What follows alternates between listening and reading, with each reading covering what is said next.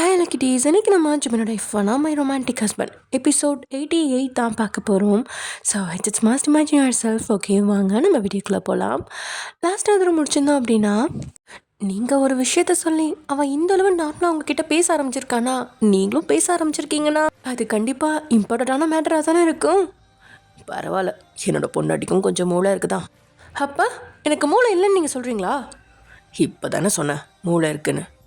இந்த கிண்டல் பேச்செல்லாம் போதும், விஷயத்த சொல்லுங்கள். அந்த விஷயத்த இப்போ சொல்கிற அளவுக்கு பெரிய விஷயம்லாம் கிடையாது. நேரம் வரும்போது நீயே தெரிஞ்சுப்ப. முதல்ல இந்த ஜூஸை குடி அப்படின்னு ஜிமின் சொல்ல, நீங்களும் ஜிமினை முறைச்சி பார்த்துட்டே ஜூஸை குடிச்சிட்ருக்கீங்க. ஜிமின், எங்கே போகிறீங்க? வேலை இருக்குடி. உங்களுக்கு எப்போ தான் வேலை இல்லை? இங்கே வாங்க, என் பக்கத்தில் உட்காருங்க. அதிசயமாக இருக்குது, நீயே உன் பக்கத்தில் என்ன உட்கார வைக்கிறதுலாம். உன் புருஷன்லாம் உன் கண்ணுக்கு தெரியுறேன்னா என்ன வாய் இருக்குன்னு எதை வேணாலும் பேசக்கூடாது ஜிமின். நமக்கு நெருக்கமானவங்க எந்த பிரச்சனையில் இருக்கும்போதும் அவங்க பிரச்சனை நம்ம பிரச்சனை மாதிரி ஆகிடுதுல. அவங்க ப்ராப்ளம் எப்போ சால்வ் ஆகுதோ அப்போ தான் நம்மளாலையும் நிம்மதியாக மூச்சு விடவே முடியுது இல்லை? அது வரைக்கும் நமக்குள்ளே இருக்க சின்ன சின்ன சந்தோஷத்தை கூட நம்ம மறந்து போயிடுறோம். உண்மைதான். நீ அடுத்த மாதம் உங்கள் வீட்டுக்கு போயிடுவ தானே? அட கடவுளே, எது கூட எதை நீங்கள் முடிச்சு போடுறீங்க? எங்கள் வீட்டில் தெளிவாக சொன்னாங்க தானே, உங்களுக்கு உங்கள் பேபி முக்கியமா இல்லை நான் உங்கள் கூட இருக்க போகிறது முக்கியமானு. என் கூட இருக்கிறதுனா உங்களுக்கு முக்கியம்னு பட்டுச்சுன்னா தாராளமாக எங்கள் வீட்டில் வந்து என் கூட இருக்கலாம் அப்படின்னு நீங்கள் சொல்ல. ஆனால் கொஞ்சம் பிஸி ஒர்க் போயிட்டுருக்கு ஆஃபீஸில், அதனால் உங்கள் வீட்டுக்கு வந்துட்டு போகிறதெல்லாம் கொஞ்சம் கஷ்டமாக இருக்கும்டி. Okay, I understand. அப்போ நீங்கள் ஃப்ரீயாக இருக்கும்போது வாங்க, நோ ப்ராப்ளம். ஹேய், வேறு ஆப்ஷனே இல்லையா? நோ, போடி. சரி சரி, அதையே நினச்சிட்ருக்க முடியுமா? கொஞ்சம் ஃப்ரீயாக விடலாம். சரி, என்ன விஷயம் சொல்லுவேன். அடுத்த மாதம் வளகாப்பு போடுறீங்களா? இது என்ன கேள்வி? அடுத்த மாதம் கண்டிப்பாக வளகாப்பு போடுறோம். இந்த வளகாப்புக்கு டே லட்சு வருவாங்களா? அவங்க எப்படி வர முடியும்? லட்சு வீக்காக இருக்கா, ரெஸ்ட் எடுக்கணும். டாக்டர் சொல்லியிருக்காங்கன்னு இப்போ நீ தானே உன் வாயாலே உன் ஃப்ரெண்டுக்கு சொன்ன. அப்புறம் எப்படி அவங்க வருவாங்க? அப்படின்னா இது ரொம்ப போரிங்காக இருக்கும். லூஸு மாதிரி பேசாத வயன். டிஃபிகல்ட்டான சுச்சுவேஷனில் இருக்கும்போது அவங்கள நீ ஃபோர்ஸ் பண்ணாத, விடு. ஃபோர்ஸ் பண்ணல தான். ஆனால் என்ன ஆனா? ஜிமின் என்னுடைய எல்லா ஃபங்க்ஷனுக்கும் டே வந்திருக்கான். பொய் சொல்லாத, உன்னோட கல்யாணத்துக்கு வந்தானா? ஜிமின், அது என் கல்யாணம்னு அவனுக்கும் தெரியாது. எங்கள் அக்காவோட கல்யாணம் தானே அசால்ட்டாக இருந்துட்டான். அந்த நேரத்தில் அவனுக்கு கொஞ்சம் பிஸி ஒர்க் வேறு போயிட்டு இருந்துச்சு. அப்புறம் ரிசப்ஷன் அட்டன் பண்ணிக்கலான்னு விட்டுருப்பான். அவனுக்கு எப்படி தெரியும் நீங்கள் அக்காவை விட்டுட்டு என்ன கல்யாணம் பண்ணிக்குவீங்கன்னு? சின்ன திருத்தம், வேறு வழி இல்லாமல் கல்யாணம் பண்ணிக்கிட்டேன். என்ன என்ன சொன்னீங்க? வேறு வழி இல்லாமையா? இருக்கலாம், அது உண்மையாக கூட இருக்கலாம். ஏன்னா இப்போல்லாம் நீங்கள் என்கிட்ட நடந்துக்கிறத பார்க்கும்போது வேறு வழி இல்லாமல் தாலி கட்டிக்கிட்ட மாதிரி தான் இருக்குது. ஹே லூஸு, நான் சும்மா ஒரு ஃப்ளோவில் அடித்து விட்டேன்டி, நீ அதையே பிடிச்சி தொங்குவ போலயே. எப்பா, இந்த பொண்ணுங்க கிட்ட பேசும்போது ரொம்ப உஷாராக பேசணும் போலப்பா. ஆனால் நான் நிறைய பேர் மிஸ் பண்ண போகிறேன். யார்? டே லட்சுவை மிஸ் பண்ணுவேன். அப்புறம் நம்ம வீட்டில் ஜேகே. விடு, குழந்தை பிறந்ததும் அவனை கூப்பிட்டுக்கலாம். வேணாச்சு மேன், அப்பா மட்டும் எதுக்கு கூப்பிடணும்? அவன் வேலையை முடிச்சுட்டே வரட்டும் ஒரேடியா. சரி அப்படின்னு பேசிக்கிட்டே இருக்கும்பொழுது ஜிமின் ஃபோனுக்கு ஆஃபீஸ் கால் வர, நீ குடி, நான் பேசிட்டு வந்துடுறேன் அப்படின்னு அவன் போயிடுறான். அப்படின்னு நீங்களும் உங்கள் கையில் இருந்து கொடுத்த ஜூஸை குடிக்க ஆரம்பிச்சிட்டிங்க. அதே சமயம் இங்கே, ஏய் மோனி எப்படி இருக்க அப்படின்னு சொல்லிட்டு வாசலில் ஒரு அம்மா வந்து உட்கார, அவங்கள பார்த்தும் பார்க்காத மாதிரியும் மோனிஷா உட்காந்துருக்கா. அதுக்கப்புறம் என்னாச்சு? ஏன் இப்போல்லாம் என்கிட்ட நீ சரியாக பேசுறதே இல்லை? சரி, உனக்கு விருப்பம் இல்லைன்னா பேசாத, நான் கிளம்புறேன் அப்படின்னு சொல்லிட்டு அவங்க கிளம்ப போக, ஐயோ அக்கா சாரி, நான் கொஞ்சம் வேற ஒரு மைண்ட் செட்டில் இருந்தேன், என்னை மன்னிச்சிடுங்க, வாங்கக்கா டீ குடிச்சிட்டு போகலாம் அப்படின்னு கூப்பிட. இல்லைம்மா மோனிஷா, எனக்கு டைம் ஆயிடுச்சு, இன்னொரு நாள் வரேன் அப்படின்னு சொல்லிட்டு அவங்க அங்கேருந்து கிளம்ப போக, ஆமாம் ஏன் கொஞ்சம் சோகமாகவே இருக்க? இப்போல்லாம் அடிக்கடி லீவ் போடுறேன்னு வேற கேள்விப்பட்டேன் வேலைக்கு அப்படின்னு சொல்ல, மோனிஷா அவங்க வந்து பார்த்து, அது ஒரு சிக்கலான விஷயம் அக்கா. சிக்கலான விஷயமா? ஆமாம். என்ன விஷயம்? அது நான் வேலைக்கு போகிற இடத்துல எனக்கு ஒரு மாதிரி ஃபீலிங்காக இருக்கும்போது என்னால் போக முடியாது. என்ன ஃபீலிங்கா? எனக்கு ஒன்றுமே புரியல. நான் சொல்கிறேன், ஆனால் இது தப்பாக இருக்குமான்னு எனக்குள்ளே ஒரு சந்தேகம். அதனால இதை என்னால் யார்கிட்டையுமே சொல்ல முடியல. என்கிட்ட சொல்ல, எனக்கு தெரிஞ்ச அளவு நான் உனக்கு அதுக்கு ஒரு முடிவு சொல்கிறேன். அது நான் வேலைக்கு போகிறது பெரிய பணக்கார வீடு, உங்களுக்கும் தெரியும் தானே? ஆமாம் ஆமாம், உங்கள் அப்பா சொல்லிட்டு தான் கேட்டிருக்கேன். ஆமாக்கா, அங்கே வேலை செய்கிற எல்லாருமே நல்லவங்க தான். எல்லாருமே என்னை நல்லா கவனிச்சுப்பாங்க. அவங்க என்னை படிக்க கூட வைக்கிறேன்னு சொன்னாங்க. ஆனால் எப்படி என்னால் எல்லாத்தையும் பார்த்துட்டு படிக்க முடியும்? அதனால வேணான்னு சொல்லிட்டேன். சரி, இதில் உனக்கு என்ன பிரச்சனை? பிரச்சனை அது கிடையாதுக்கா, அங்கே இருக்கிற சார் தான். அவர் ஏதாவது உங்ககிட்ட தப்பாக நடந்துக்கிட்டாரா? ஐயோ இல்லை இல்லை, அவர் என்னை பார்க்க கூட மாட்டார். அப்புறம் என்னதாம்மா பிரச்சனை? அதுதான் என் பிரச்சனை. அவர் என்னை பார்க்க கூட மாட்டாரா? ஆரம்பத்தில் எனக்கு அது பெருசாக தெரியல. அப்புறம் ஏன் என்கிட்ட இப்படி நடந்துக்கிறாங்கன்னு ஒரு மாதிரி நெருடலாகவே இருக்கும். அப்புறம் கஷ்டமாக கூட இருக்கும். அப்புறம் நம்ம ஏழைன்றதுனால பார்க்க மாட்டாங்களோ அப்படின்னு நினச்சிப்பேன். அப்புறம் ஒரு நாள் தெரியாதனமாக அவர் ட்ரெஸ் மாற்றும் போது நான் போயிட்டேன். எனக்கே அதிர்ச்சியாக தான் இருந்துச்சு. ஆனால் அவர் என்னை ரொம்ப அவமானப்படுத்தி அனுப்பிட்டார். ஏதோ நான் வேணும்னே அவர் ரூமுக்கு போன மாதிரி. அன்னைக்கு நான் ரொம்ப அழுதேன் தெரியுமா? நீ இதை ஏன் அப்பா கிட்ட சொல்ல? இந்த மாதிரி இடத்துல எல்லாம் நீ வேலை செய்ய வேணாம். உன்னை தப்பாக பேசுகிறவங்க கிட்ட உன்னோட சுயமரியாதை எழுந்து நீ எதுக்கு வேலை செய்யணும்? இல்லை, அவர் மட்டும்தான் ஒரு மாதிரி. ஆனால் அந்த அக்கா என்கிட்ட ரொம்ப நல்லா நடந்துப்பாங்க. என்னன்னே தெரியல, அந்த நிகழ்வு நடந்ததுக்கப்புறம் அவரை பார்க்கும்போதெல்லாம் எனக்குள்ள ஏதேதோ பண்ணும். ஏதேதோ பண்ணுமா அப்படின்னு கேள்விக்குறியோட அந்த அம்மாவும் அவளை பார்க்க. ஆமாம், அப்படி தான் பண்ணும். ஒரு மாதிரி வயிறெல்லாம் வலிக்கிற மாதிரி. அதை என்னால் தெளிவாக சொல்ல முடியலக்கா. அப்போ உனக்கு அவரை பிடிச்சிருக்கா? எனக்கு தெரியல, ஆனால் நான் இப்படி அடிக்கடி லீவ் போடுறதும் அவரால் தான். அப்போ உனக்கு அவர் மேலே காதல் வந்துருச்சுன்னு சொல்ல. காதலா? அது எப்படி வரும்? அவருக்கு ஆல்ரெடி கல்யாணம் ஆயிடுச்சு. கல்யாணம் ஆனவங்க மேலே காதல் வரக்கூடாதா என்ன? நீங்கள் என்ன சொல்ல வரீங்க? இந்த மாதிரி பெரிய இடத்துல இதெல்லாம் சகஜம்தான். எனக்கு தெரிஞ்சு அவருக்கு உன்னை பிடிச்சிருக்கணும். என்ன, அவருக்கு என்ன பிடிக்குமா? ஆமாம், அதனால தான் வேணும்னே உன்னை கண்டுக்காத மாதிரி இருந்து உன்னோட கவனத்தை அவர் பக்கம் திருப்பியிருக்காரு. இல்லை, அப்படியெல்லாம் இருக்க சான்ஸே இல்லை. அவர் ஒரு நாள் கூட என்னை பார்த்ததே கிடையாதே. அது உனக்கு தெரிஞ்சு அப்படி தான் இருக்கும். ஆனால் உனக்கு தெரியாமல் அவர் உன்னை பார்த்துட்ருக்கலாம். நீங்கள் சொல்கிறது குழப்பமாக இருக்குது. எதுக்கும் நீ குழம்ப வேணாம். அவருக்கும் உன்னை பிடிச்சிருக்கு. என்ன, அவருக்கு பிடிச்சிருக்கா? நீங்கள் தப்பாக எதுவும் பேசலையே.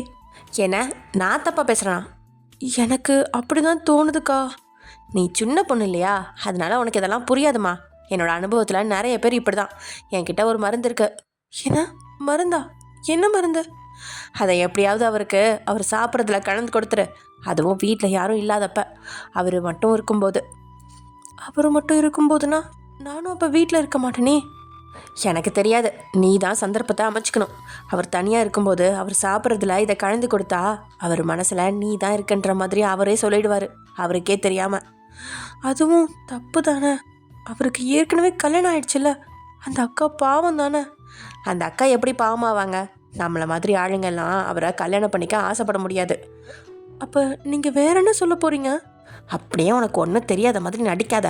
அவருக்கு உன் சைட்லேருந்து அவர் தேவையெல்லாம் நிறைவேற்றினா அவர் உன்னோட வறுமையை எல்லாத்தையும் போக்கி உன்னையும் ஒரு நல்ல இடத்துல உட்கார வைப்பார். என்ன நல்ல இடமா? ஆமாம், இப்போ நீ இருக்கிற வசதியை விட பல மடங்கு கிடைக்கும். உனக்கென ஒரு தனி வீடு, அவர் வீட்டில் இருக்க விலையுயர்ந்த பொருட்கள் மாதிரி அதில் கால்வாசியாவது உன் வீட்லேயும் வாங்கிட்டு வந்து வைப்பார். இதெல்லாம் யாருக்கும் அமையாது. இப்படியெல்லாம் சான்ஸ் கிடச்சா நான் எல்லாம் இப்படி டெய்லியும் போகவே மாட்டேன். உடனே உள்ளே இருந்து இருமல் சத்தம் கேட்க, சரி நான் அப்பாவை போய் பார்க்குறேன் அப்படின்னு மோனிஷா உள்ளே போயிடுறா. அந்த பெண்மணியும் சரி அப்படின்னபடியும் அவங்க வீட்டுக்கு போயிட்டாங்க. ஒன்று நமக்கு சுய புத்தி இருக்கணும். அப்படி சுய புத்தி இல்லாமல் சொல் புத்தி இருக்கிறவங்க நல்ல நண்பர்களையே சுற்றி வச்சுருக்கணும். அப்படி இல்லைன்னா தப்பான நட்பு தப்பு செய்ய தான் சொல்லும். அது மாதிரி தானே இப்போது மோனிஷாவோட நிலைமையும். அவள் மேலே தப்பு இல்லை, அவள் வயசு மேலே தான் தப்பு. ஆனால் இப்போ அந்த அம்மாவால் மோனிஷாவோட வாழ்க்கை என்னாக போகுதுன்னு தெரில. அண்ட் ஜிமினோட வாழ்க்கை உச்சு நல்லா போயிட்டுருக்க ஜிமினோட வாழ்க்கையில் குட்டை குழப்பிடுவாளோ தெரிலையே, பார்ப்போம். அதே சமயம் இங்கே பெங்களூருக்குள்ளே வண்டி நுழையும் போதே அவ்வளோ குதூகலத்தோடு இருந்துட்டே லட்சு தங்கியிருக்கிற அப்பார்ட்மெண்ட்டில் தன்னோட காரை பார்க் பண்ணிவிட்டு அவன் இருக்கிற அந்த ஃப்ளோருக்குள்ளே நுழையிறதுக்குள்ளேயே அவனுக்கும் அவ்வளோ படபடப்பாயிடுச்சு. நைட்டு முழுக்க தூங்கவே இல்லை. அப்படி தூங்காமல் இருந்தோம் அவனோட சந்தோஷமும் சரி குதூகலமும் சரி கொஞ்சம் கூட குறைஞ்ச பாடு கிடையாது. அவனுக்கு ரொம்பவே எக்ஸைட்மெண்ட்டாக இருக்க. எப்படி அவளை எதிர்கொள்ள போகிறோம், அவகிட்ட இந்த விஷயத்தை எப்படி சொல்ல போகிறோம் அப்படின்னு சந்தோஷத்தில் மிதந்தவன் திடீர்னு இல்லை, இந்த விஷயம் எனக்கு தெரிஞ்சது லட்டுக்கு தெரியாதுன்னு தான் நினைக்கிறேன். இந்த விஷயத்த நான் சொல்ல மாட்டேன் அவளே அவளோட வாயெல்லாம் என்கிட்ட சொல்லணும். அப்போ வர ஃபீல் தண்ணி ஃபீல். அது வரைக்கும் எனக்கு தெரிஞ்ச மாதிரி நான் அவகிட்ட காட்டிக்கக்கூடாது. ஐயோ, நான் அப்போ போகிறேன் அப்படின்னு பூரிப்போட ஒரு முறை சொல்லிக்கிட்டவன் லட்சம் இருக்கிற ரூம் பக்கத்தில் போய் அவன் இருக்கிற காலிங் பெல்லை அழுத்திட்டு ஒரு வித எதிர்பார்ப்போட அவன் காத்துட்ருக்கா. அவன் எதிர்பார்ப்பா பொய்யாக்காம லட்சு தான் வந்து கதவை திறக்கிறான். அவளை பார்த்ததுமே அவனோட ஹார்ட் பீட்லாம் வேகமாக துடிக்கா. அவன் இருந்த இடத்துல அப்படியே உறைஞ்சபடியே அவனுக்கு பின்னாடி லா லா லா லான்னு மியூசிக்கோட அவளை அவன் காதலாக பார்த்துட்ருக்கான். ஆனால் லட்டுவோ கதவை திறந்தவ சத்தியமாக டேவா அந்த இடத்துல எதிர்பார்க்கவே இல்லை. அவள் அதிர்ச்சியில் அப்படியே பனிக்கட்டு மாதிரி உறைஞ்சி நிற்கா. அவளோட அந்த ஷாக்கான ரியாக்ஷனை பார்த்து ரசிச்சவனோட விலைகளோ அவளை ரசனையை நோக்கினபடியே தன்னுடைய நிலையிலேருந்து கொஞ்சம் வெளியே வந்தவன், ஹவ் ஆர் யூ மிஸ்ஸஸ் கிம் ஜெயாங்? என்னடி நினச்சிட்டு இருக்கா? என்னை விட்டுட்டு நீ போயிட்டா உன்னை தேடி வர எனக்கு தெரியாதா? இல்லை, நான் கண்டுபிடிக்காத இடத்துல தான் நீ வந்து ஒளிஞ்சிருக்கியா? அது சார், நீங்கள் எங்கே அப்படின்னு நீங்கள் தடுமாறிக்கிட்டே முழிக்கா. ஐயோ, இதுக்கு மேலே என்னால் முடியாது. என்னோட லட்டுவை டைட்டாக ஹக் பண்ண போல இருக்கு. வேணாட்டே, இந்த விளையாட்டு வேணாம். இப்போவே அவகிட்ட சொல்லிடுவோம் அப்படின்னு டேயோட ஒரு மனசு சொல்ல. இவ்வளோ நேரம் வெயிட் பண்ணிட்டா, இன்னும் கொஞ்ச நேரம் வெயிட் பண்ணட்டே. எப்படியும் உன்கிட்ட அவள் சொல்ல தான் போகிறான் அப்படின்னு மனசுக்குள்ளேயே பட்டிமன்றம் நடத்திட்டு இருக்கான் டே. எங்கள் லட்டுவுக்கு தான் திக்கட்ட நிலைமை மாதிரி இருக்கு. இவருக்கு எப்படி நம்ம இருக்கிற இடம் தெரிஞ்சது? அண்ணி தான் சொல்லியிருப்பாங்க. இது என்ன எனக்கு வந்த சோதனை? நேற்று தான் இந்த விஷயத்தை பற்றி யார்கிட்டையும் சொல்லக்கூடாதுன்னு நினச்சேன். ஆனால் இப்படி அடுத்த நாளே இவர் இப்படி வந்து நிற்கிறாரே, நான் என்ன பண்ணுவேன்? என்னால் இந்த விஷயத்தை எவ்வளோ தூரம் மறைக்க முடியும்னு எனக்கு தெரியலையே அப்படின்னு லட்சு மனசுக்குள்ளே ஓடினாலும் அவட்டையே பார்த்த சந்தோஷம் அவள் வெளிகளில் இருக்க தான் செய்யுது. எவ்வளோ நாள் கழித்து இவங்க 2 பேரும் பார்த்துக்கிறாங்க. சில நிமிஷம் மௌனத்துக்கு அப்புறம், இப்படி என்னை வெளியவே நிற்க வச்சு பேசிகிட்டு இருக்க போறியாடி அழகு பொண்டாட்டி அப்படின்னதும் லட்சு உள்ளே போய் அவனுக்கு வழிவிட, இதுக்கு மேலே முடியாது அப்படின்னு நினச்சிட்டே உள்ளே போய் அவளோட கையை பிடிச்சு உள்ளே நுழைஞ்சு அங்கிருந்த கதவுல அவளை சாச்சவன், எவ்வளோ நாள் கழித்து நான் உன்னை பார்க்க வந்திருக்கேன். ஆனால் என்னாச்சு லட்டு, உன் ஃபேஸில் என்னை பார்த்ததும் கொஞ்சம் கூட சந்தோஷம் இல்லையே. என்னை வேணான்னு முடிவு பண்ணிட்டியாடி? உனக்கு என்ன தைரியம்? என்னை விட்டு போகிற அளவு தைரியத்தை உனக்கு யாரடி கொடுத்தா? நீ சொல்லலைன்னா எனக்கு இந்த விஷயம் தெரியாதா? அப்படின்னதும் இங்கே லட்சுக்கும் மனசும் பக்குன்னுது. என்ன பார்க்குற? உன் முட்டைக்கு நான் உருட்டாதடி. அப்படியே எனக்குள்ள என்னென்னமோ பண்ணுத. நீ சொல்லாட்டியும் எனக்கு எல்லாமே தெரியும். அது சார், இல்லை அது வந்து அப்படின்னு லட்சு மறுபடியும் தடுமாற. உண்மையை எவ்வளோ நாள்ட்டு என்கிட்ட உன்னால் மறைச்சி வைக்க முடியும்? எல்லாத்தையுமே ஜிமின் என்கிட்ட சொல்லிட்டாரு. ஏன்னா ஜிமின் அண்ணாவா? அவருக்கு எப்படி தெரியும்? அவருக்கு எப்படி தெரியுமா? அவர்கிட்ட நீ விஷயத்த சொல்லாம தான் உன்னை இங்கே பெங்களூர் கொண்டு வந்து விட்டாரா? சார், நீங்கள் எதை பற்றி பேசுகிறீங்க அப்படின்னு லட்டு புதுசாக கேட்கா. அவனும் பொன் சரி போட, எதை பற்றி நான் பேசுவேன்? தெளிவாக பேசுங்க சார். உனக்கும் எனக்கும் கல்யாணம் ஆயிடுச்சு. என்னமோ சார் தானா? நான் எவ்வளோ எக்ஸைட்மெண்ட்டோடு வந்தேன் தெரியுமா? என்னை பார்த்ததும் ஓடி வந்து என்னை ஹக் பண்ணுவா, கிஸ் பண்ணுவா. நான் இனிமேல் உங்களை விட்டு போக மாட்டேன்னு சொல்லுவேன்னு எதிர்பார்த்தேன். நான் தான் சினிமேட்டிக்காக யோசிச்சிட்டேன் போல். ஆனால் நீ என்னன்னா என்னை பார்த்து பேய் அறிஞ்ச மாதிரி நிற்கிறா. It's okay. ஆனால் ஏன் நீ என்கிட்ட எதுவும் சொல்ல மாட்டா? எதை கேட்குறீங்க? திரும்ப இப்படி மூஞ்சி வச்சு கதறி. என்னோட பழைய லட்டு தான் எனக்கு வேணும். நம்ம எவ்வளோ ஹாப்பியாக இருந்தோம்ல, நம்ம விஷயம் வீட்டுக்கு தெரியறதுக்கு முன்னாடி வரைக்கும். சார், அது அப்புறம் ரொம்ப இம்பார்ட்டண்டான விஷயம். இனிமேல் நீ என்ன சார்னு கூப்பிடவே கூடாது. மறந்துட்டியா? கல்யாணத்துக்கு முன்னாடி நாள் நைட் நமக்குள்ளே என்ன டீல் போட்டோம் அப்படின்னு அவன் அவ்வளோ ஹாப்பியாக பேச. ஆனால் லட்டுவோ எதுவும் சொல்லாமல் அமைதியாக இருக்கா.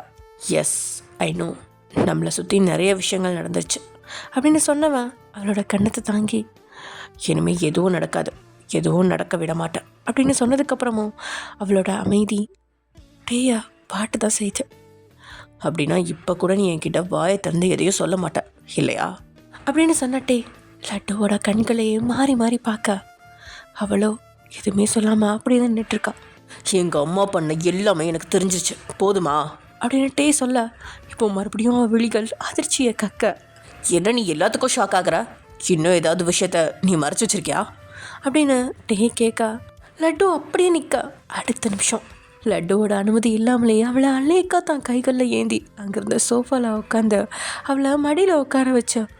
இனிமேல் உன்னை விட்டு நான் எங்கேயும் போக மாட்டேன் லட்டு. எங்கள் அம்மா பண்ண எல்லாத்துக்கும் என்னை மன்னிச்சிட அப்படின்னு டே சொல்ல லட்டுவோ வேகமாக அவன்கிட்ட இருந்து விலகி உட்கார்றா. டேயும் இப்போ எதுவுமே சொல்ல.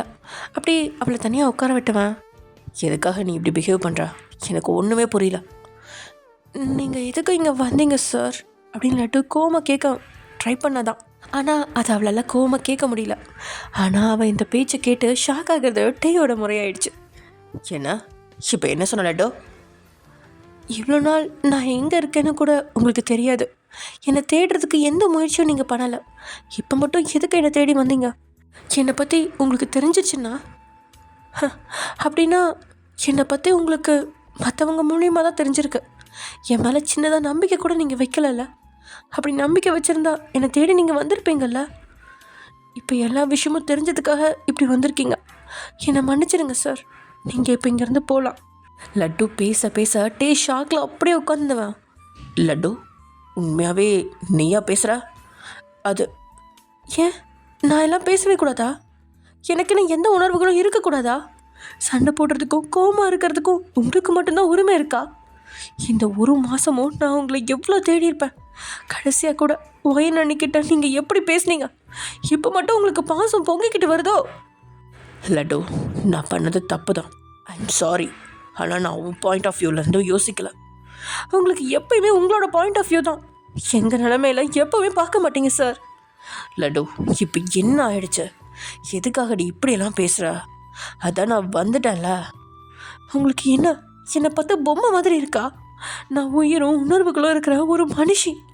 அது உங்களுக்கு ஞாபகம் இருக்கா இல்லையா? இங்கே பாரு, நீ பேசுறது கொஞ்சம் கூட சரி கிடையாது. என்னை விட்டு போனது நீ தான். நான் உன்னை போக சொல்லலை. நீங்கள் சொல்லலை தான். ஆனால் நான் உங்களை விட்டு போன உடனே என்னை தேடக்கூட நீங்கள் இல்லையே. உங்கள் அம்மாவால் தான் நான் போனேன்னு உங்களுக்கு அப்போவே தெரியும் தானே. என்னை பற்றி நீங்கள் யோசிச்சிங்களான்னு கூட எனக்கு தெரியல. என்கிட்ட பேசும்போது எப்படி பேசுனீங்க அப்போயே எனக்கு புரிஞ்சிருச்சு. என் இடத்துல இருந்து நீங்கள் கொஞ்சம் கூட யோசிச்சு பார்க்கல. உங்களை விட்டுட்டு போகிற அளவுக்கு என் மனசு வந்திருக்கேன்னா எந்த அளவு கஷ்டத்தை நான் அனுபவிச்சிருப்பேன்னு கொஞ்சம் கூட உங்களால் யோசிச்சு பார்க்க முடியலல்ல. It's okay sir. எனக்கு உங்களை பற்றி தெளிவாக இப்போ தான் புரிஞ்சிச்சு. அழுதேன் தான். அதுக்கப்புறம் நான் ஸ்ட்ராங் ஆகிட்டேன். என்னடி பேசுகிறா? ஏதேதோ பேசிகிட்டு இருக்கா. நான் தான் வந்துட்டேன்ல. ஒருத்தங்களோட தேவை இருக்கும்போது கிடைக்காத அன்பு அப்புறம் எத்தனை தடவை கிடைச்சாலும் அதுக்கு வேல்யூ இல்லை சார். அதே மாதிரி தான் இந்த ஒரு மாதத்தில் எத்தனையோ நாள் நீங்கள் வருவீங்க. நீங்கள் வந்து என் கண்ணீரை துடைக்க மாட்டீங்களான்னு ஏங்கியிருக்கேன். அப்போல்லாம் வராத நீங்கள் ஜிமினை நான் சொன்னதுக்கப்புறம் உங்கள் அம்மா மேலே தப்பு இருக்குன்னு தெரிஞ்சு அதுக்கப்புறம் வந்திருக்கீங்க இல்லையா அப்படின்னு சொல்லும்போது லட்டுவோட கண்கள்லேருந்து கண்ணீர் வழிய அதை 2 கையால் துடைச்சவா. ரொம்ப சந்தோஷமாக இருக்குது நீங்கள் வந்ததை நினச்சி. ஸோ நீங்கள் உங்கள் வீட்டுக்கே போகலாம். இங்கே நான் படிக்கிறதுக்காக தான் வந்திருக்கேன். லட்டு உன் கோவம் நியாயமானதான். உன்னோட கோபம் குறைஞ்சதுக்கப்புறம் நம்ம பேசலாம் சரியா அப்படின்னு டே லட்டுவோட தலையை தடவை வர. லட்டுவோ அவன் கையை தட்டி விட்டு, நான் ஒன்றும் இப்போ கோவமாக பேசுகிறேன், நார்மலாக தான் பேசுகிறேன் சார். இப்போ நீ முடிவாக என்ன தாண்டி சொல்ல வர? என்ன இந்த வீட்டை விட்டு போக சொல்கிறியா? நான் உனக்கு வேணாமா அப்படின்னதும் லட்டு அமைதியாக இருக்கா. பதில் சொல்லு. நான் வேணான்னு சொல்லு. நான் இங்கேருந்து போயிடுறேன் அப்படின்னு டேயோட வாய் தான் சொல்லுது. ஆனால் டேயோட மைண்ட் வாய்ஸோ டே அவசரப்பட்டு வார்த்தையை விடாதடா. அவள் போன்னு சொல்லிட்டா என்னடா பண்ணுவா அப்படின்னு கேட்கா. அவள் போன்னு சொன்னா நான் போயிடுவேடா. இப்படி பேசினா கொஞ்சமாவது என்னோட லட்டு மனசிறங்குவா அப்படின்னு டே அவனோட மைண்ட் வாய்ஸில் பேசிகிட்டு இருக்கா. சார் இப்போ என்னால் அதை பற்றிலாம் யோசிக்க முடியல. நான் இப்போதைக்கு இங்கே படிக்க வந்திருக்கேன். அதை மட்டும் பார்க்கலான்னு தான் இருக்கேன் அப்படின்னு லட்சு சொல்ல. அடி பாவி, இப்படியே போனால் இவன் என்கிட்ட அப்பாவாக போகிறேன்ற உண்மையை சொல்ல மாட்டா போலையே. என்னதான் பிரச்சனை அவளுக்கு அப்படின்னு டீ மனசுக்குள்ள நினச்சிட்டு, என்னை சுற்றி இருக்கிற எல்லாருமே கோவப்பட்டு முடிவெடுக்கலாம். ஆனால் நான் கோவப்பட்டு உங்ககிட்ட பேசாமல் இருந்தது உங்களுக்கு பெரிய தப்பாக தெரியுது இல்லை? இங்கே பாரு லட்டு, உன்னோட பிரச்சனை தான் இப்போ என்ன. நான் உன்னை தேடலைன்னு உனக்கு தெரியுமாடி? எனக்கு அது நல்லாவே தெரியும். உனக்கு ஒரு மண்ணும் தெரியாதுடி. ஹாஸ்பிட்டல்லேருந்து நான் எப்போ வீட்டுக்கு வந்தேனோ அப்போ உன்னை மட்டும் தாண்டி தேடிட்டு இருந்தேன். உங்கள் அண்ணன் ஹாஸ்பிட்டலில் எங்கள் அம்மா வந்து பார்க்கும்போது கூட ஒன்றுமே சொல்லலை. நானும் டென்ஷனில் இருக்காங்க போல் எதுவும் சொல்லலைன்னு நினச்சிட்டு இருந்தேன். ஆனால் வீட்டுக்கு வந்ததுக்கப்புறம் தான் நீ அந்த வீட்டில் இல்லைன்ற உண்மையே எனக்கு தெரியும். அப்புறம் நான் கால் எதுவும் பண்ணலன்னு சொன்னேன்ல, ஹாஸ்பிட்டலில் இருக்கும்போது நான் உனக்கு 3 தடவை கால் பண்ணேன், நீ தான் எடுக்கலை. அப்போ தான் மேடம் பெங்களூர் போயிட்டுருப்பீங்க போல். அவனோட கால் எதுக்கு எடுக்கணும் அப்படின்னு எடுக்காமல் விட்டுட்ட. நீ மொத்த பழியையும் என் மேலே தூக்கி போட முடியாது. சரி சார், அவங்க மேலே எந்த தப்பும் கிடையாது, எல்லா தப்பும் ஏன் மேலே தான். நீங்கள் தயவு செஞ்சு இங்கேருந்து கிளம்புறீங்களா? ஏய், நானும் பார்த்துட்டே இருக்கேன், என்ன தாண்டி உன் மனசில் நினச்சிட்டு இருக்கா? இங்கேருந்து கிளம்புன்னு என்னை துரத்துறதுலே குறியா இருக்கா? நீ கோமா இருக்கன்றதுக்காக தான் நான் இந்த அளவு உங்ககிட்ட பொறுமையாக பேசிகிட்டு இருக்கேன். எவ்வளோ ஆசையாக என் பொண்டாட்டியை தேடி கண்டுபிடிச்சு நான் இங்கே வந்திருக்கேன். நீ என்னன்னா அவ்வளோ ஈஸியாக இங்கேருந்து போக சொல்கிற? மறந்துட்டியா? டே, எவ்வளோ ரூட் அண்ட் பிடிவாதமான பர்சன் உனக்கு தெரியும்ல அப்படின்னு டே கேட்க லட்டுவோ அதை கேட்டு அமைதியாயிடுறான். இவனும் மெதுவா அவன் பக்கத்தில் போய் அவனோட கையை பிடிச்சுவன். லட்டு, எனக்கு புரியுது, நம்மளை சுற்றி நடந்தது எதுவுமே சரி கிடையாது. அதுவும் எங்கள் அம்மா உன்கிட்டையும் உன் ஃபேமிலிக்கிட்ட நடந்துட்டதெல்லாம் சுத்தமாக சரி கிடையாது. நடந்ததை நம்மளால் மாற்ற முடியாதுடி. ஆனால் இனிமேல் நடக்க போகிறத நம்மளால் மாற்ற முடியும்ல? எதையும் மாற்ற முடியும்னு எனக்கு தோணல சார். சரி, ஓகே, நான் நைட்டு ஃபுல்லாக தூங்காமல் ட்ரை பண்ணி வந்திருக்கேன், ரொம்ப டயர்டாக இருக்கு. இப்போ நான் தூங்குறதுக்கு கொஞ்சம் இடம் கிடைக்குமா அப்படின்னு அவன் சோம்பல் முடிச்சபடியே லட்டுகிட்ட கேட்க அவளோ அவனையே குறுகுறுன்னு பார்த்துட்ருக்கா. அவன் சொன்னது உண்மை அப்படிங்கிற மாதிரியே அவனை பார்த்தாலே அவளுக்கு தெளிவாக தெரியுது. அவ்வளோ நேரமும் அவனை பார்த்து பொங்கிட்டு இருந்த அந்த கோபம் கொஞ்சம் மட்டுப்பட அவனை பார்க்க உண்மையில பாவமாக தான் இருக்கு. அவளோட காதல் கொண்ட அந்த உள்ளம் எட்டி பார்க்குது. வாங்க அப்படின்னு மட்டும் சொல்லிட்டு அவளோட ரூமை அவனுக்கு காட்ட அங்கேருந்த பிளாங்கெட் தலையணெல்லாம் எடுத்து அப்படியே விரிச்சு போட்டுட்டு இங்கே வந்து படுத்துக்கோங்க அப்படின்னு சொல்ல, தேங்க்யூ லட்சோ, தேங்க்யூ ஸோ மச் அப்படின்னு சொன்னவன் வேகமாக அந்த ரூம் கதவை சாத்த, சார் நீங்கள் என்ன பண்ணுறீங்க? கதவை சாத்தினேன். எதுக்கு? நான் வெளியே போகணும். எதுக்குடி நீ வெளியே போகணும்? மணி இப்போ 4:30 தான் ஆகுது, இன்னும் கொஞ்சம் நேரம் தூங்கலடோ. இதுக்கும் சாரி கேட்டுக்கிறேன், அவனோட தூக்கத்தை டிஸ்டர்ப் பண்ணிட்டேன். நீ இப்போ நல்லா ரெஸ்ட்டு அப்படின்னு ஆரம்பித்தவன் அதை பாதியிலே நிறுத்திட்டு வா வா வந்து தூங்கு அப்படின்னு சொல்ல, லட்டுவோ அவனை வேற்று கிரகவாசி மாதிரி பார்த்துட்டு, உங்களை தான் நான் இங்கே தூங்க சொன்னேன், எனக்கு தூக்கம் வரல, அப்படியே தூக்கம் வந்தாலும் நான் வெளியே படுத்துக்கிறேன். எதுக்காக நீ வெளியே படுக்கணும்? உனக்கு ஒன்று தெரியுமா? தெரியலனா ஞாபகப்படுத்துகிறேன், நம்ம 2 பேரும் ஹஸ்பண்ட் அண்ட் ஒய்ஃப், 2 பேரும் ஒரே ரூமில் தூங்கலாம், ஒன்றும் தப்பில்லை. சார், இப்போ நான் பேசுனதெல்லாம் உங்கள் காதில் விழுந்துச்சா? இல்லையா? நான் அவ்வளோ எமோஷ்னலாக பேசுனதுக்கு வேல்யூவே கிடையாதா அப்படின்னு லட்டு மறுபடியும் கண்களில் கண்ணீர் தேக்கா அப்படின்னு சொன்னபடியே அவளை எடுத்து தான் பக்கத்தில் உட்கார வச்சவன். உன்னோட ஃபீலிங்க்கு நான் எப்பவுமே மரியாதை கொடுப்பேன்டி, அதே மாதிரி என்னோட ஃபீலிங்க்கும் நீ மதிப்பு கொடுப்பதானே. இப்போ எதுக்கு நீங்கள் இதை பற்றி பேசுகிறீங்க? எனக்கு என்ன தோணுதுன்னா அப்படின்னு சொன்னவன் அப்படியே லட்டுவை விவகாரமாக பார்க்க, உடனே அவளோ அவன்கிட்ட இருந்து விலகி எழுந்து போக போக, உடனே பயப்படாதா, நான் உன்னை ஒன்றும் பண்ண மாட்டேன். நைட்டு ஃபுல்லாக கார் ட்ரைவ் பண்ணிட்டு வந்தேன்ல, ஷோல்டர்லாம் ஒரே பெயினாக இருக்குடி, கழுத்தெல்லாம் வலிக்குது. இஃப் யூ டோன்ட் மைண்ட் எனக்கு கொஞ்சம் தைலம் தேய்ச்சி விடுறியா? என்ன விளையாடுறீங்களா? ஏண்டி, நான் எவ்வளோ டயர்டாக இருக்கேன், நான் போய் எதுக்கடி விளையாட போகிறேன்? உண்மையாகவே கழுத்து செம்ம பெயினாக இருக்குது, இதில் நீ வேற எனக்கு ஸ்ட்ரெஸ் ஏற்றிட்டுருக்க, கழுத்து வலி இன்னும் ஜாஸ்தி ஆயிடுச்சுடி. சார், நான் இங்கே படிக்க தான் வந்திருக்கேன், இப்போ நீங்கள் என்னை தேடி வந்திருக்கீங்க, ஓகே, பட் ரொம்ப டயர்டாக தெரியுறீங்கன்னு தான் உங்களை நான் இங்கே படுக்க வச்சேன். தூங்கி எழுந்திரிச்சதும் நீங்கள் கிளம்பி போங்க, அது வரைக்கும் இந்த மாதிரி நீங்கள் என்கிட்ட நடந்துக்காதீங்க சார். நான் இப்படி நடந்துக்கலனா வேறு யார் உங்ககிட்ட இப்படி நடந்துப்பா, பொண்டாட்டி அப்படின்னு மனசுக்குள்ளே சொல்லிக்கிட்டவன் இவகிட்ட ஆர்கியூ பண்ணுறத வீண் அப்படிங்கிறது மட்டும் அவனுக்கு புரிஞ்சிருச்சு. அவள் உன்னையே பிடிச்சி தொங்கிட்டு இருக்கா அப்படிங்கிறத குறிச்சிக்கிட்டாட்டே அவளை மறுபடியும் பேச விடல. முதல்ல நீங்கள் வந்து உட்காரடி. ஓகே, உனக்கு என்ன, நான் தூங்கி எழுந்திரிச்சதும் இந்த வீட்டை விட்டு நான் போகணும், அவ்வளோதானே, போயிட்டேன் போதுமா அப்படின்னபடியே சொன்னதும் அவளுக்கு இன்னும் தான் கஷ்டமாக இருக்குது. அது அவளோட முகத்திலேயே அப்பட்டமாக தெரியா, அதை பார்த்து மனசுக்குள்ளே சிரிச்சுக்கிட்டவன், அவ்வளோ கஷ்டமாக இருக்குல்ல, அப்புறம் எதுக்கடி நீ இப்படி பேசுகிற, உனக்கு பைத்தியம் தான் பிடிச்சிருக்கு, நான் தான் வந்துட்டேன்ல, இனிமேல் நான் எல்லாத்தையும் பார்த்துக்கிறேன் அப்படின்னு தனக்குள்ளேயே உறுதி எடுத்துக்கிட்டவன் அவனோட ஷர்ட் பட்டன்களை ஒவ்வொன்றையும் அவளை பார்த்தபடியே டே கழட்ட. லட்டுவோ நொடி நேரத்தில் நடந்த நிகழ்வில் தன் விழிகளை உருட்டினபடியே அவன் கண்களையும் அவன் விரல்களையும் மாறி மாறி பார்த்துட்ருக்கா. நொடி நேரத்தில் அவன் முகத்தில் ஏற்பட்ட அந்த சிவப்பை பார்த்து உதட்டுக்குள்ளே சிரிச்சுக்கிட்டவன் தான் ஷர்ட் பட்டன்ஸ்லாம் எல்லாத்தையுமே கழட்டிட்டு பனியனோட அவளோட கையை பிடிச்சு அவளை அங்கே படுக்க வைக்க அவளோ அவனை பார்த்து அதிர்ச்சியில் எதுவும் சொல்லாமல் படுத்துக்கிறா. ஆனால் டே தான் அவளை ஏதோ பண்ண போகிற மாதிரி முகத்தில் ரியாக்ஷன்ஸ்லாம் காமிச்சிட்டு கடைசியில் பாத்ரூம்குள்ளே போயிடுறான்.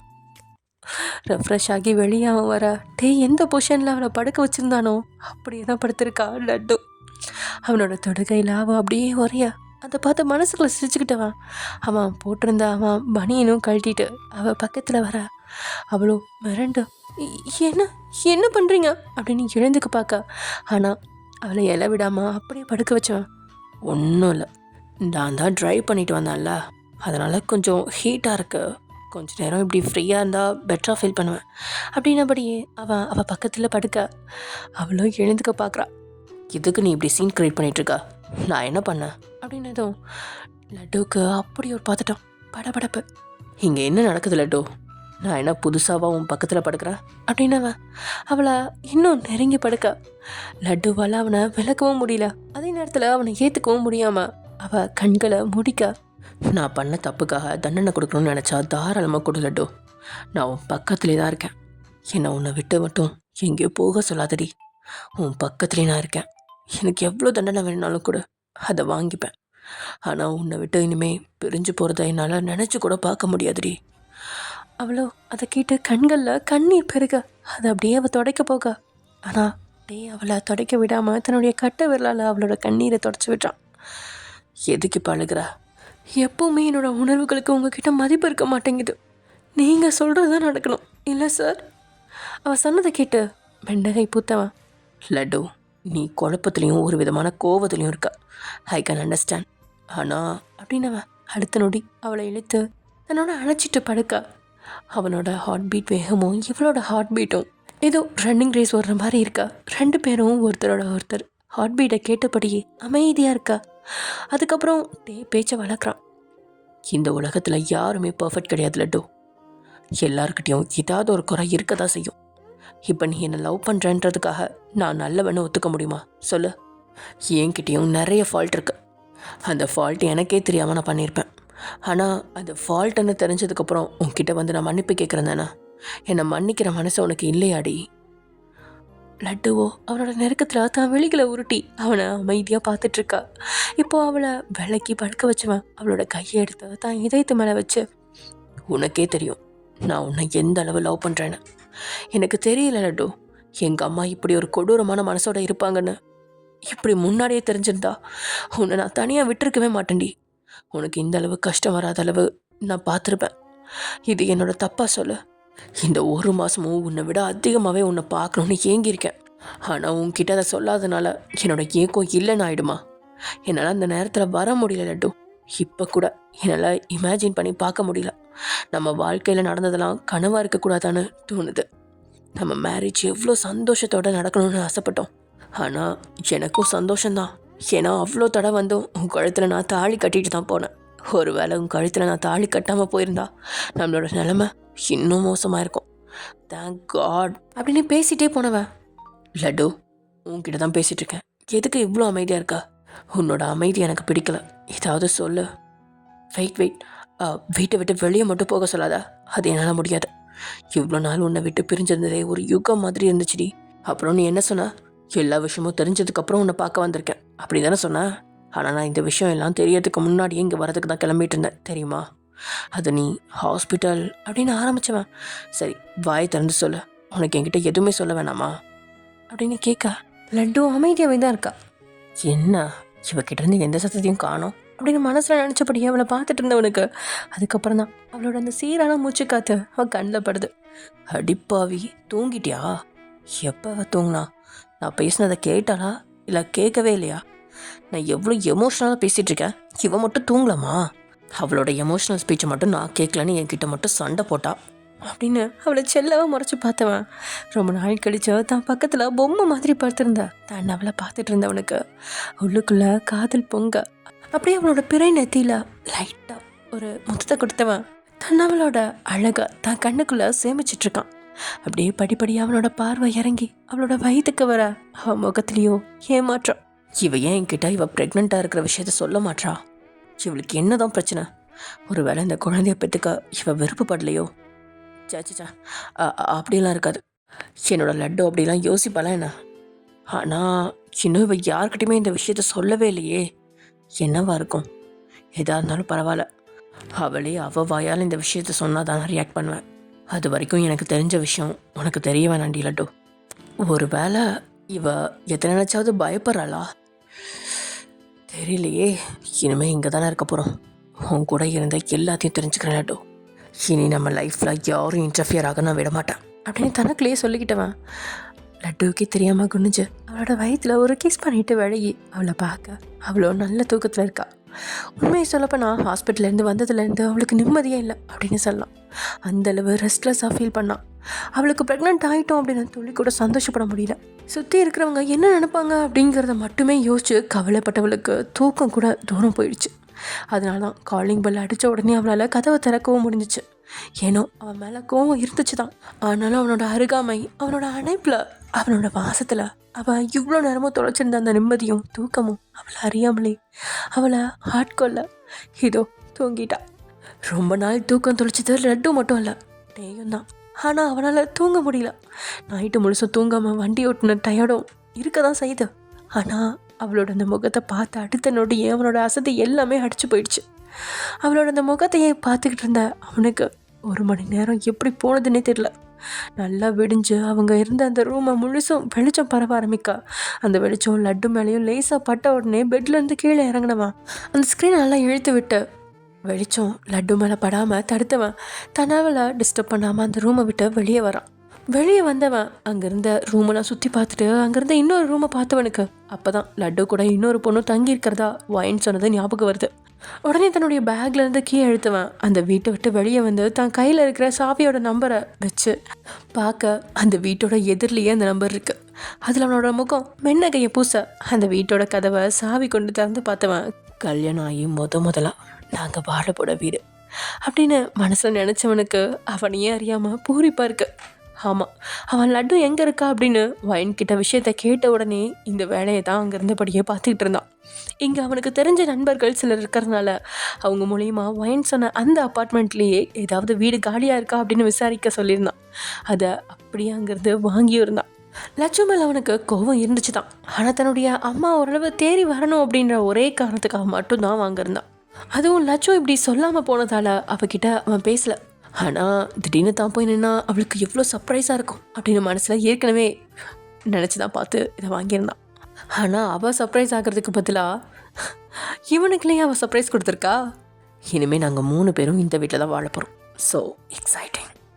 இந்த வீடு ரொம்ப ஸ்பெஷல் தான் அப்படின்னு நினச்சபடியே அந்த வீட்டை ஒரு முறை சுற்றி பார்த்து பர்ஃபெக்ட் அப்படின்னு சொன்னபடியே வெளியே வந்தவன் தன்னுடைய கார் கீயை எடுத்துக்கிட்டு மறுபடியும் கீழே போய் அவனோட காரில் இப்போதைக்கு தேவையான வாங்கியிருந்த அந்த பொருட்களெல்லாம் எடுத்துகிட்டு மேலே வந்தவன் முதல் வேலையாக அவங்களோட அந்த பெரிய ஃபோட்டோவை அந்த வீட்டில் தனியாளாக மாட்டி முடிக்கிறதுக்குள்ளேயே அவனுக்கு விறுவிறுத்து தான் போயிடுச்சு.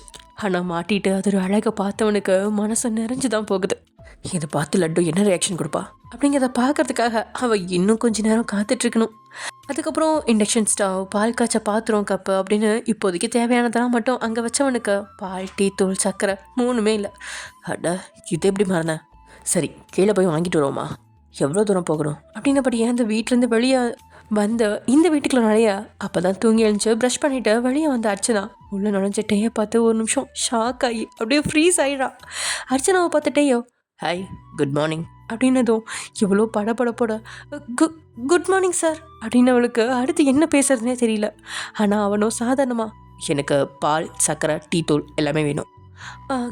கிச்சனில் இருக்குது சார். இல்லை, எனக்கு ஃப்ரெஷ்ஷாக வேணும். அது கீழே வாட்ச்மேன் கிட்ட சொன்னால் வாங்கிட்டு வந்து தருவார். ஓகே, நீயே சொல்லிவிடு. Miss Archana sir. அர்ச்சனா அப்படின்னு அவன் கிச்சனுக்குள்ள நுழையா இவளுக்கு ஒன்றுமே புரியல. என்னடா நடக்குது இங்கே? இவர் என்ன கேஷுவலாக உள்ளே வந்து பால் வேணும், சர்க்கரை வேணும்னு சொல்கிறாரு. அப்போ இவர் முன்னாடியே வந்துட்டாரோ? இவர் முன்னாடி வராமல் தான் கதவு லாக் இல்லாமல் இருக்கா அப்படிங்கிற மாதிரி அவளுக்கு லேட்டாக தான் புரிய. அப்படின்னா இந்த லட்சு தான் கதவை திறந்து விட்டுருக்கா.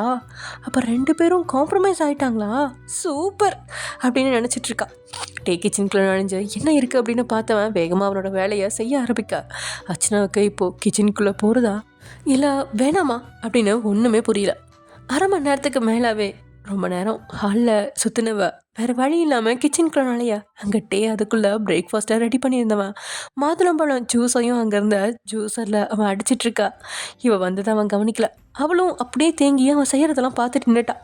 ஜூஸ் எடுத்து அங்கேருந்த கிளாஸ் டம்ளரில் ஊற்றினவன் அதுக்கப்புறம் வாசலில் நின்றுட்டு இருந்த அர்ச்சனாவை பார்த்து என்ன அப்படிங்கிற மாதிரி ஒரு புருவம் எழுத்தி கேட்க, அது காஃபி சார், காலையில் காஃபி குடித்தா தான் எனக்கு வேலையே ஓடும் அப்படின்னு அவள் தலையை சொரிஞ்சபடியே சொல்ல, ஓ சாரி, என்னோட வேலை முடிஞ்சது, நீ தாராளமாக காஃபி போட்டுக்கலாம் அப்படின்னபடியே அவன் வெளியே போக, ஏன்னா அதுக்குள்ளே முடிச்சிட்டாரா அப்படின்னு அங்கேருந்த பாத்திரத்தெலாம் திறந்து பார்க்க அவள் ஓப்பன் பண்ணி பார்த்த உடனே கண்கள் அப்படியே ஆச்சரியத்தில் விரியுது.